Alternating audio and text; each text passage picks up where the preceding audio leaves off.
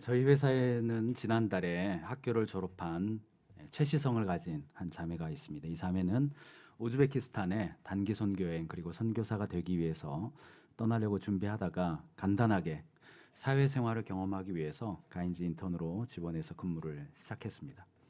근무하는 모습을 보고 선교지는 멀리 있는 것이 아니라 바로 대한민국 일터 현장이 바로 선교지다라는 다른 직장 선배들의 말을 듣고 예정했던 선교를 포기하고 정기직으로 입사해서 지금은 일터소 경영자를 섬기는 일을 하고 있습니다.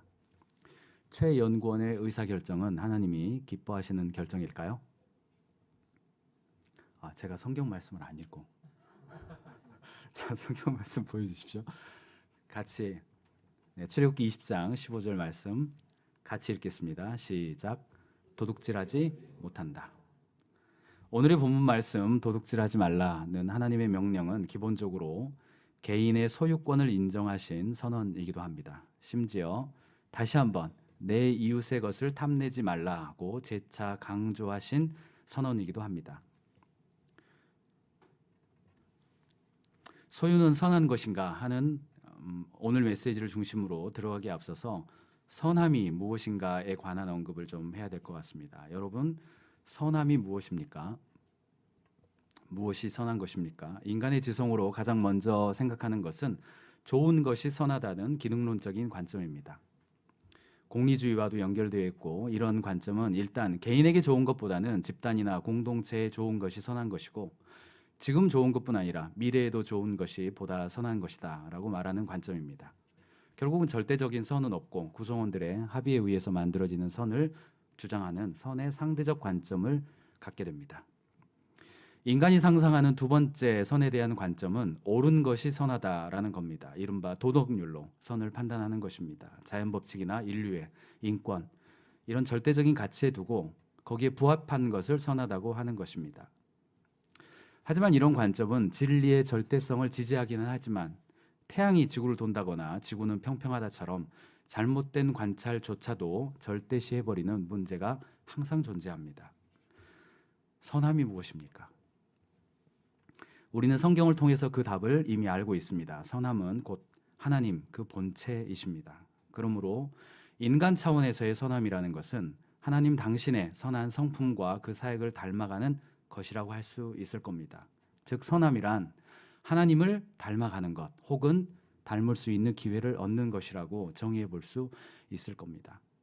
하나님은 우리가 그분을 닮도록 창조하셨습니다. 창세기 1장 27절에 하나님이 자기 형상 곧 하나님의 형상대로 사람을 창조하시되 남자와 여자를 창조하시고 라고 말씀하고 있습니다.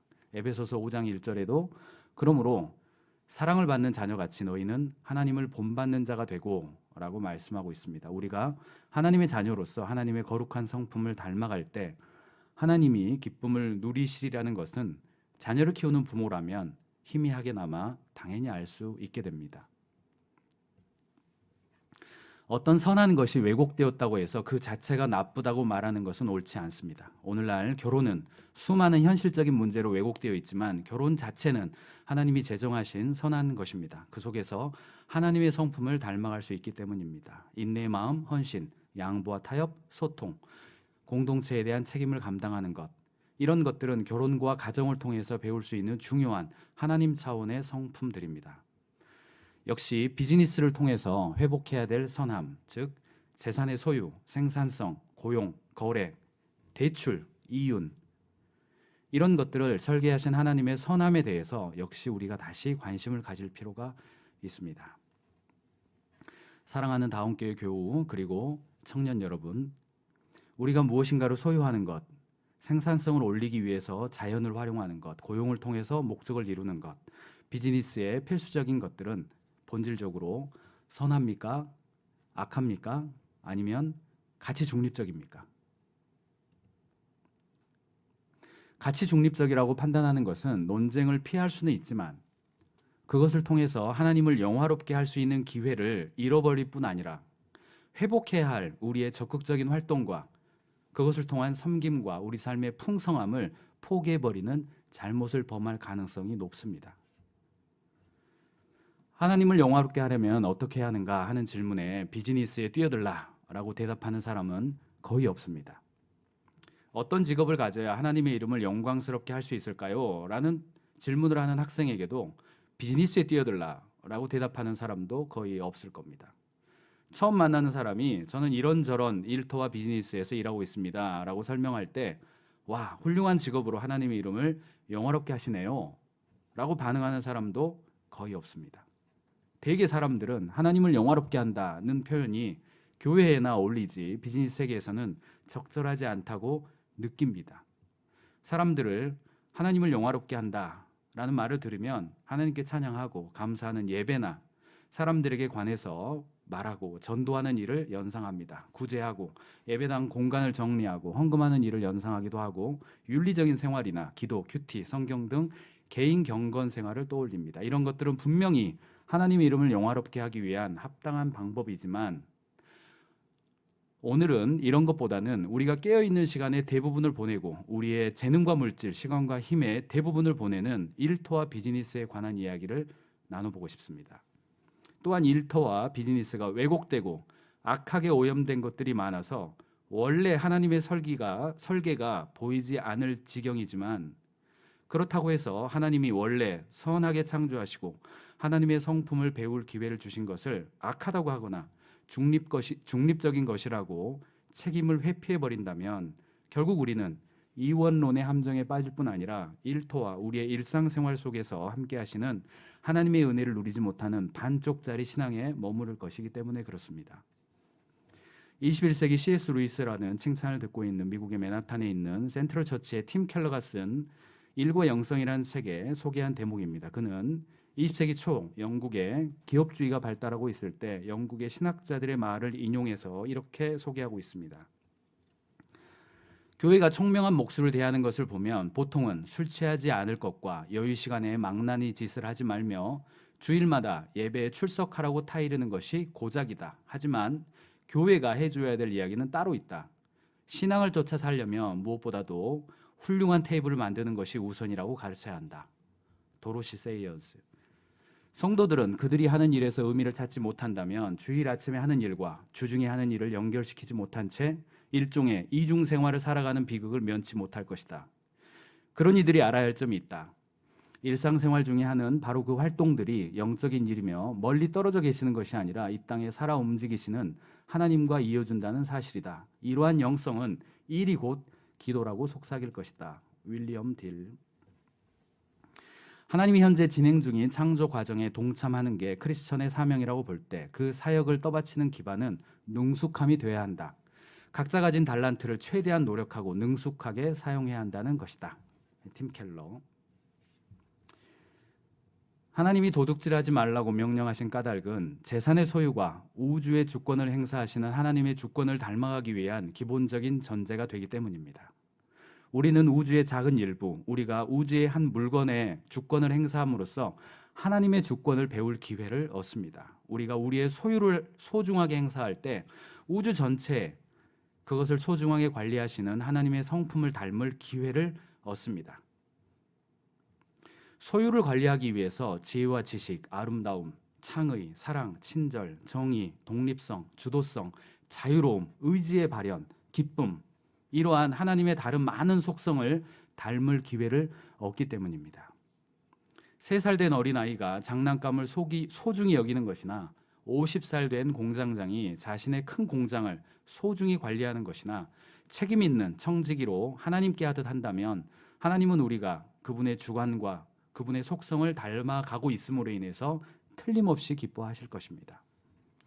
또한 소유는 나눔의 기본적인 출발이 됩니다.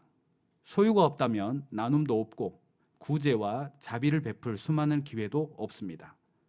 당연히 헌금도 없습니다.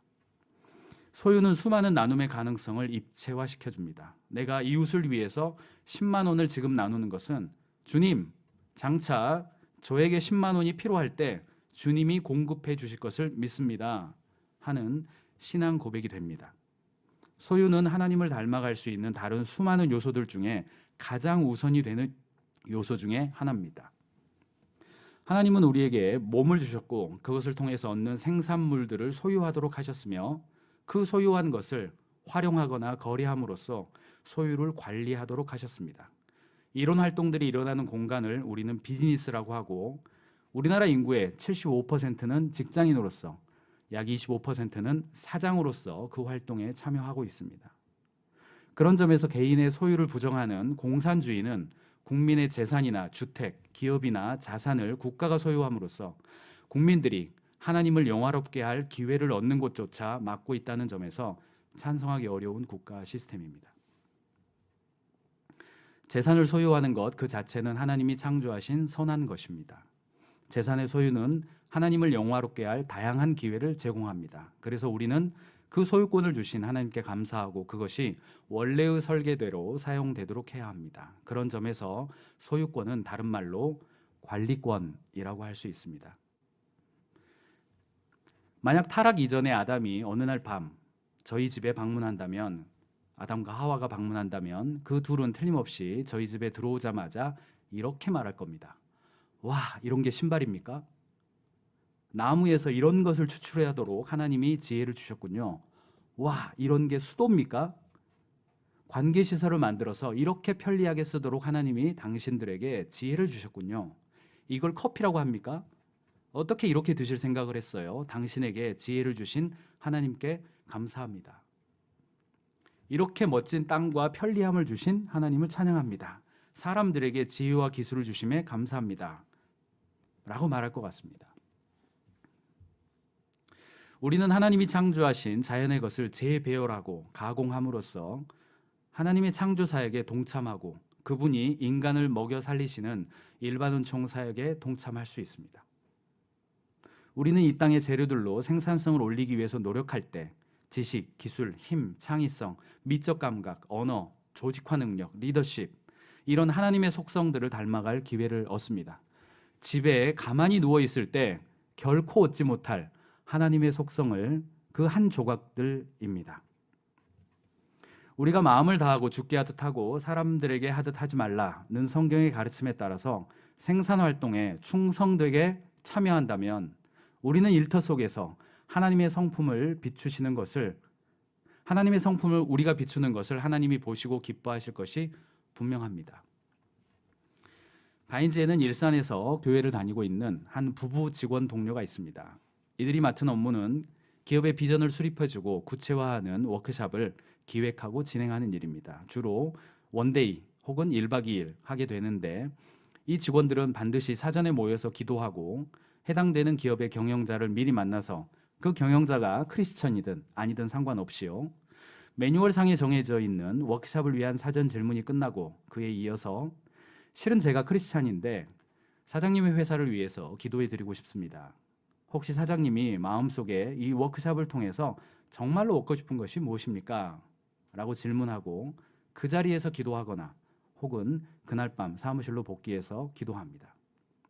그리고 워크숍을 하나님의 속성과 성품에 맞게 사랑과 열정으로 진행합니다. 워크숍이 끝나면 가장 먼저 마음속 공명을 울리는 사람들은 이미 생동감을 잃고 있던 일터 속 그 기업의 소수의 직원들이고 그 다음은 경영자입니다.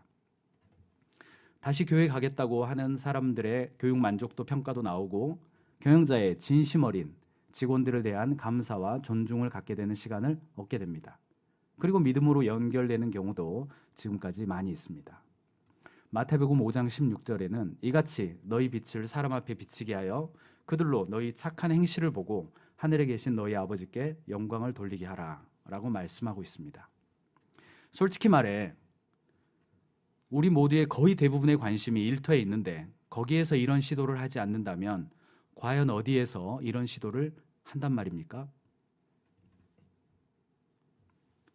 최근에 젊었을 때 돈을 많이 벌어서 임대소득, 투자소득을 확보하고 일찍 은퇴해서 노후를 편하게 보내는 것이 유행인가 봅니다. 하지만 성경은 아무 일도 하지 않는 것을 긍정적인 시각으로 바라보고 있지 않는 것 같습니다. 오히려 성경은 일 자체가 기본적으로 선한 것이며 하나님이 주신 것이라고 말씀하고 있습니다. 달아 없어질지언정 녹슬어 없어지지 말자는 방지일 목사님의 조언은 그런 점에서 일터에서의 생산성이 하나님께 대한 충성됨으로 연결되는 지점으로 생각됩니다. 어떤 선한 것이 왜곡될 수 있다고 하여 그 자체가 나쁘다고 말하는 것은 옳지 못합니다. 물건과 용역의 생산을 증가시키는 것은 도덕적으로 중립된 것이 아니라 기본적으로 선하며 하나님의 기쁘시게 하는 것입니다. 그것은 바로 우리 삶의 충성됨을 배울 수 있게 하는 기본 전제가 되기 때문입니다. 또한 성경은 마르크스주의자와는 달리 어떤 사람이 다른 사람을 고용해서 그의 노동을 통해 이윤을 얻는 것을 악하다고 보지 않습니다. 성경은 그것을 노동력 착취라고 간주하지 않습니다. 성경에는 자주 고용 관계에 관한 비유가 등장하는데 그 어디에서도 저는 아직 고용 자체를 부정적으로 묘사하시는 가르침을 보지 못했습니다. 고용 관계는 하나님을 영화롭게 하는 다양한 기회들을 제공합니다. 이 관계에서 쌍방은 모두가 하나님을 닮을 기회를 얻습니다. 그리고 하나님은 우리가 정직과 근면, 진실함과 친절함, 지혜와 기술을 가지고 급여 지급 약속도 지키고 노동력 제공 약속을 충실히 이행할 때 그런 모습을 보시고 기뻐하실 것입니다. 또한 고용 관계는 고용인에게 권위를 행사할 기회를 얻게 합니다. 또 피고용인에게는 권위에 순종할 기회를 얻게 합니다. 이런 관계는 양쪽 모두에게 하나님의 성품을 배울 매우 중요한 기회가 됩니다. 어떤 것이 왜곡될 수 있다고 하여 그 자체가 나쁘다고 말하는 것은 옳지 못합니다. 고용 관계 자체는 중립적인 것이 아니라 선한 것입니다. 하나님을 기쁘시게 하는 것이기 때문입니다. 고용 관계는 하나님의 성품을 닮아 있고 하나님을 영화롭게 할 많은 기회를 제공하고 있기 때문입니다. 그런 점에서 고용 관계는 동역 관계라고 할 수 있습니다. 우리가 비즈니스와 일터에서 경험하는 수많은 요소들을 가치 중립적인 것이라고 치부해 버리고 그저 소극적인 자세로 방관한다면 그것은 하나님의 원래 만드신 것에 담긴 풍성함과 선함을 얻을 기회를 상실하는 것입니다. 오늘 저는 비즈니스와 일터에서 왜곡된 수많은 현실을 이야기하기보다는 그것의 본질적 선함에 관해서 말씀드리고 있는 것입니다. 소유권은 관리권과 연결되어 있습니다. 생산성은 충성됨과 연결되어 있고 고용 관계는 동역 관계와 연결되어 있습니다. 사랑하는 다운교회 교우 그리고 청년 여러분, 하나님의 몸된 교회의 장로로서 겸손하고 충성된 마음으로 여러분께 진심으로 권합니다. 하나님께서 삼위일체로 우리 안에 거하시며 우리를 영화롭게 하실 것을 믿습니다. 그리고 우리가 교회와 목장에서뿐 아니라 우리의 일터에서도 풍성한 삶을 누리기를 원하십니다. 그것은 우리가 일터에서 당신의 성품을 닮아가는 그 기회를 통해서 주시는 기쁨인 줄 믿습니다. 일터에서 행복한 사람이 행복합니다. 직장에서 성실하게 일하고 정직하게 일의 책임을 다하고 있다면 그 자체로도 하나님의 성품에 동참한 것이라고 할 수 있습니다. 하지만 그럼에도 불구하고 오늘 우리에게 주신 말씀이 나의 현실과 너무 동떨어지게 느껴지십니까? 그럼 지금부터 변화가 시작된 것입니다. 어디서부터 시작해 보시겠습니까? 미뤄놓았던 일을 하는 것일까요? 관계가 어려웠던 사람과 관계를 회복하는 것일까요? 나의 일에서 전문성을 개발하는 것일까요? 나의 일하는 습관, 성과 습관을 개선하는 것일까요? 오늘 나의 일터에서 또 다음 주 월요일 출근할 나의 일터에서 하나님의 성품을 담을 기회는 어디에 있을까요? 또 누구를 만났을 때일까요? 우리가 믿음의 발걸음을 뗀다면 신실하신 우리 주님께서 우리의 결단을 격려하시고 작은 성공 경험으로 우리를 인도해 주실 줄 믿습니다. 할렐루야. 네, 기도하고 마무리하겠습니다. 신실하신 하나님 아버지 감사합니다. 저희가 하나님의 성품을 담도록 재산을 소유하고 더 잘하기 위해서 노력하며 사람들과 함께하는 비즈니스와 일터 현장을 주셔서 감사합니다. 원래 하나님을 영화롭게 하는 길이었으나 잊혀진 길, 비즈니스와 일터에서 저희가 행복하게 살기 원하심을 믿습니다. 주님께서 사랑하시는 여기 다운교회 교우와 청년들이 함께 기도합니다. 저희의 일터를 변화시켜 주십시오. 거짓과 죄악, 탐욕에 물든 이 현장에서 희망을 보게 해주시고 저희가 가능성이 되게 해주십시오. 아브라함에게 너는 복의 근원이 될 것이라고 약속하신 그 말씀처럼 저희가 일터 속에서 가능성 그 자체가 되게 인도해 주십시오. 너무 왜곡되고 힘들어서 오랫동안 잊혀지고 외면했던 우리의 관심, 돈, 재산, 성과, 전문성 그 자체가 원래의 하나님의 것으로 하나님을 영화롭게 하는 도구가 되게 해 주십시오. 이 길을 통해서 저희 빛을 사람 앞에 비추게 하여 하나님의 이름이 영광되게 해 주십시오. 이 땅의 모든 크리스천 경영자들이 직원을 사랑으로 대하게 해 주십시오. 고객을 사랑으로 대하게 해 주십시오. 이 땅의 모든 크리스천 직장인들이 자신의 일터에서 상사와 부하와 고객에게 죽게 하도록 인도해 주십시오. 다운 교회의 교회됨을 축복해 주십시오. 교육자와 장로, 목자, 부목자들이 맡은 일을 통해서 하나님의 이름을 영화롭게 하도록 인도해 주십시오. 맡은 일을 통해서 하나님의 지혜와 창조와 능력과 협력함을 드러낼 기회가 되게 해 주십시오. 우리의 일함을 통해 그 자체로 하나님의 성품과 속성에 참여할 기회를 얻게 해 주십시오. 이 세상을 최고의 것으로 창조하시고 당신의 속성과 성품을 열심으로 드러내 주시는, 그리고 저희 마음속에 거하시며 영원한 생명으로 인도하시는 예수님 이름으로 기도합니다.